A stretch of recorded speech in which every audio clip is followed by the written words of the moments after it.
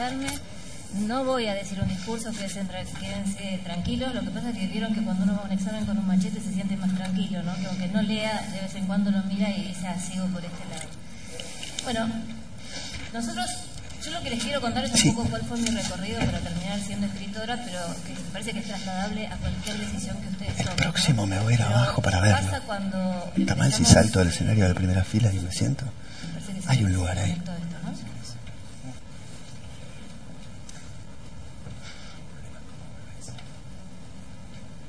¿Empiezo de nuevo? No sé qué pasó. Qué suerte que se equivocan ellos. Yo no sé qué pasó.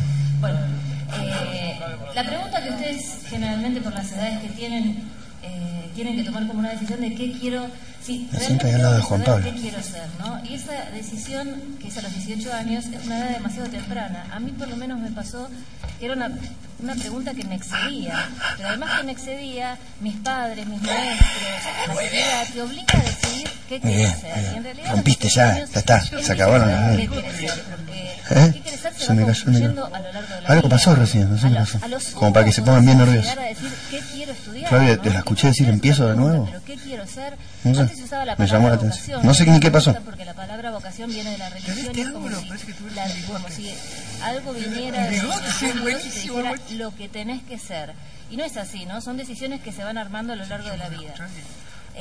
La verdad es que lo primero que tengo que decir, que a lo mejor a ustedes los desilusiona o no, es que a mí me gustaba estudiar. Por suerte no era nerd porque me salían más o menos bien los deportes, entonces con eso zafaba. Pero si no hubiera sido nerd total, pero como era la capitana del equipo de no sé qué cosa, me las iba rebuscando. La verdad es que cuando yo terminé el secundario no sabía bien lo que quería hacer. Sí sabía que me gustaba escribir, pero en mi familia no había nadie que estuviera relacionado con el arte, ni que fuera escritor, ni nada por el estilo. Y entonces a mí no se me ocurría que yo podía hacer una carrera que me acercara a la escritura. Tenía que buscar una carrera que tuviera más que ver con lo que... con salir a trabajar, con tener un trabajo. Con final feliz. Todavía hay muchos chicos que los padres lo siguen hablando de esa manera, a pesar de que los paradigmas de que tal carrera te va a dar trabajo y tal Willy, otra no, ¿dónde está Willy? desvirtuaron bastante, sobre todo a partir de las crisis económicas. Pensé que se había ido a su casa. Pero la verdad es que yo, como todos ustedes, cuando llegué a los 18 tuve que elegir qué estudiar y por supuesto, como no sabía qué estudiar, ¿qué hizo mi mamá? Me mandó a hacer un test con una psicóloga, que es lo que hacen en general las madres, y en ese momento había un gabinete. Ella escribió La vida de los jueves. En el Borda, ustedes saben no la que vi. el Borda es un hospital neuropsiquiátrico. Sí, no la vi mucho. Que lamentablemente hacía como 2 semanas en este último tiempo que está sin gas, esperemos que ahora tenga gas, pero en ese momento, además de estar los internos, había un gabinete psicológico que era gratuito. Entonces yo vivía en Bursaco, iba a un colegio de monjas, salía del colegio, me tomaba el tren, bajaba en Constitución, caminaba por el paredón de Constitución, entraba al Borda, y en el Borda es un lugar difícil porque los internos enseguida se te acercan y te piden cigarrillos y te piden monedas y quieren charlar. Imagínense una chica que venía a un colegio de monjas, todo eso era como impactante. Entonces, bueno, me hicieron una serie de test hasta que digamos, yo hablaba con la psicóloga, lo de que quería hacer, y en realidad lo que a mí más me interesaba era la sociología. Entonces, como brasilero se nota menos, que si está nerviosa. Y ella me miró y me dijo, ¿vos querés ser socióloga? Bueno, andá. También arman el line-up de acuerdo a eso, ¿no? Primero uno que esté bien seguro. Que vos quieras ser socióloga. Y yo, que era muy obediente, me tomé el colectivo en Constitución y me fui a Derecho, porque en ese momento sociología se estudiaba en la Universidad de Derecho. No sé si alguno de ustedes estudia Derecho en la universidad pública, pero entrar a ese edificio no es, digamos, no es que uno encuentra y dice, acá es sociología. No, es un lugar bastante difícil de visitar, con carteles y cosas y demás. Y finalmente, después de hacer muchos recorridos por esas escaleras interminables, encuentro una puertita que dice sociología. Entonces me paro ahí con el uniforme del colegio de monjas y cuando sale alguien le digo, bueno, disculpame, me manda la psicóloga. Y entonces le digo, mirá, me manda la psicóloga porque yo quiero estudiar sociología, Y entonces me acuerdo que el primero que me contestó me dijo, no estudies sociología. O no vas a tener trabajo o vas a terminar muerta en una zanja. Entonces, sí, es ahí. CSI Bariloche, Centro Atómico de Bariloche. Claro, en ese momento yo me quedé impactada, volví a mi casa, le dije a mis padres lo que pasaba, y era la época de la dictadura militar, y de hecho, al año siguiente cerraron la carrera. Ustedes saben que la carrera de Sociología y muchas otras carreras que tienen que ver con humanidades, letras y demás, durante la dictadura militar estuvieron cerradas, o sea que aunque hubiera querido seguir Sociología, no hubiera podido, por lo menos en una universidad pública. Entonces creo que la psicóloga me dio un consejo más que vocacional de vida, ¿no? O sea, ¿para qué vas a anotarte en Sociología? Vas a hacer este intento si esto se va a pudrir en cualquier momento, y de hecho al año siguiente se pudrió y no se podía seguir la carrera. Entonces, hay un dicho que ustedes deben conocer que dice, serás lo que debas hacer y si no, no serás nada. Nosotros, en la carrera que yo terminé estudiando, decimos serás lo que debas hacer y si no, serás contador público nacional. Porque más o menos, o sea, médico no puede ser cualquiera, pero contador público es como que con un poquito de esfuerzo. Entonces, yo, además de San Martín, que es el prócer, estaba mi mamá y mi papá. Los dos habían empezado a estudiar ciencias económicas y no terminaron la carrera. Mi hermano y yo, que somos contadores. Que, digamos que nadie quiere conseguir esto, pero siempre hay en el aire esa cosa que quizás a ustedes también los debe presionar, de lo que los padres quieren, de lo que uno cree que los padres quieren, porque a lo mejor ellos no querían que yo fuera contadora. Lo cierto es que yo era bachiller. Antes había bachiller y comercial, ahora hay orientaciones, pero digamos, un bachiller no tiene contabilidad a lo largo de su carrera, y me acuerdo que entré a la facultad, porque como me gusta estudiar, estudié y me saqué buena nota, entré a la facultad, qué sé yo, voy a contabilidad 1 y el profesor pone en el pizarrón caja a bancos. Y yo lo miro al lado y le digo, ¿qué caja? Y el pibe dice, me acuerdo tal cual su gesto hizo, como diciendo, pobre piba, esta nunca va a entender nada. La cuestión es que me costó mucho, pero le puse empeño. Me acuerdo que terminé de entender lo que era el debe y el haber una vez que alguien que iba a una universidad privada me dio un manual que decía, no pienses más que es el debe y el haber, porque debe parece que es lo que uno debe y haber lo que tiene es exactamente al revés. Vos pensás que podría ser River y Boca, blanco y negro, y ahí la enganché. Bueno, la cuestión es que entonces fui contadora, me recibí rápido, di un año libre, me recibí con el mejor promedio de la UBA, a pesar de lo que no saber al principio lo que era la caja, y empecé a trabajar en un estudio de auditores que se llamaba en ese momento Arthur Andersen y que era uno de los más grandes del mundo, y que era la primera vez que tomaba mujeres, porque antes no tomaban mujeres, pero como en Estados Unidos había una ley de discriminación que tenía que tomar tantos negros, tantos judíos, tantos musulmanes, tantas mujeres, entramos las mujeres. Entonces, bueno, en ese ambiente bastante competitivo, empecé a trabajar como contadora y la verdad es que yo no era feliz trabajando como contadora porque me daba cuenta que estudiar podía haber estudiado cualquier cosa, como decía San Martín, pero trabajar ya era diferente porque no es lo que quería ser. Una cosa es estudiar, otra cosa es ser. Entonces me acuerdo que yo no la venía pasando muy bien y me tocó un día ir a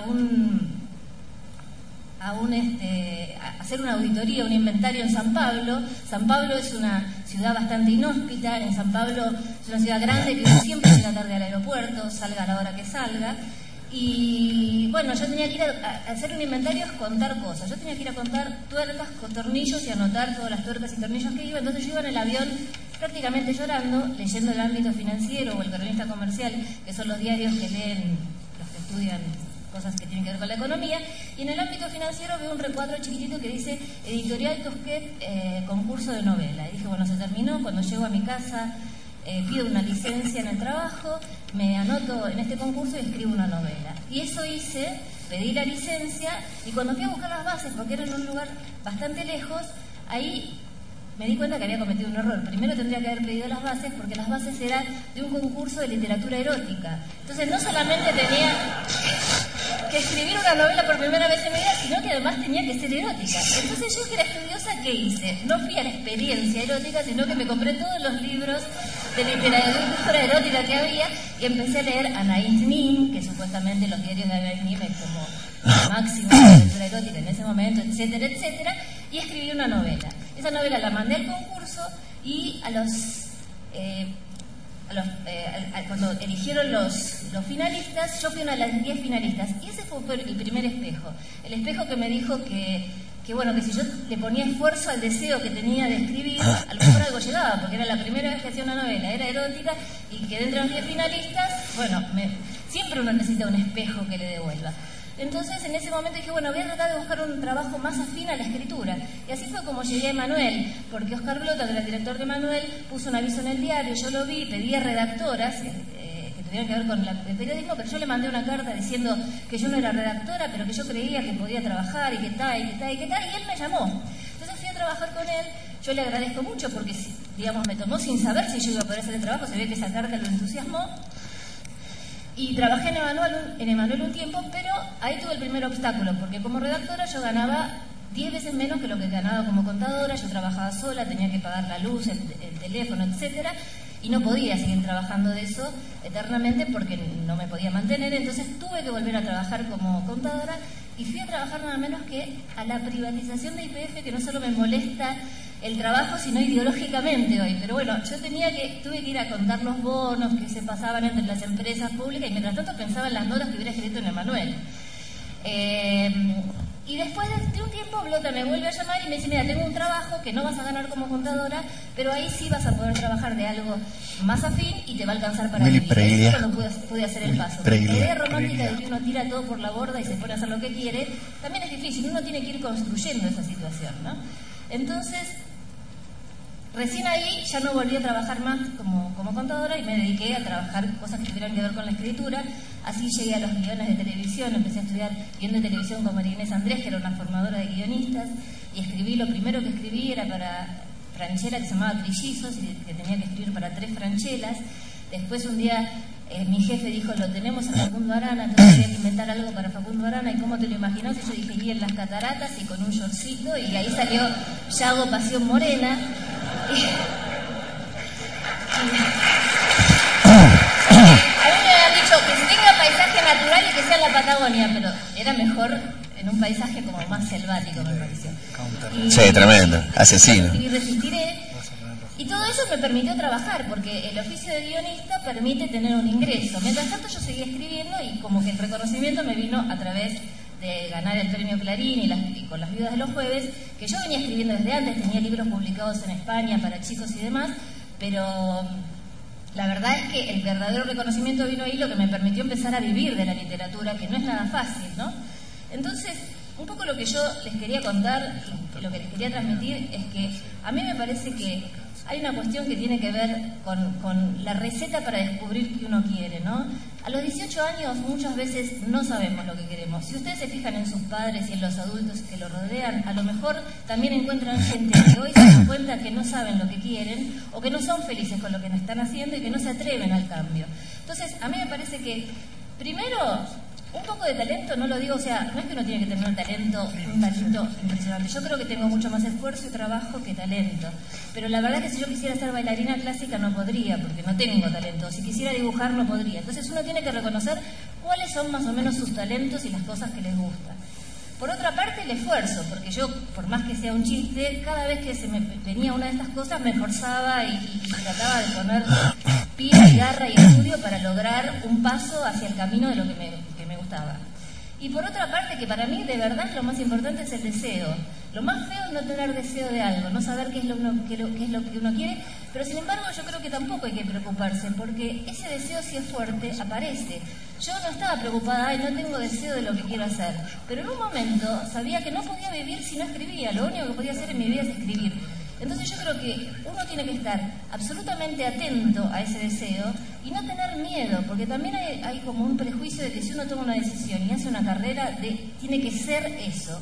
Uno puede ser ingeniero y hacer esculturas, o puede ser artesano y dedicarse a correr carreras.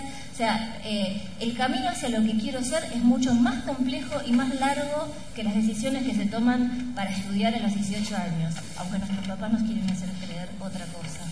Bueno, espero que les sirva. Que lo aplaudan. Buenísimo.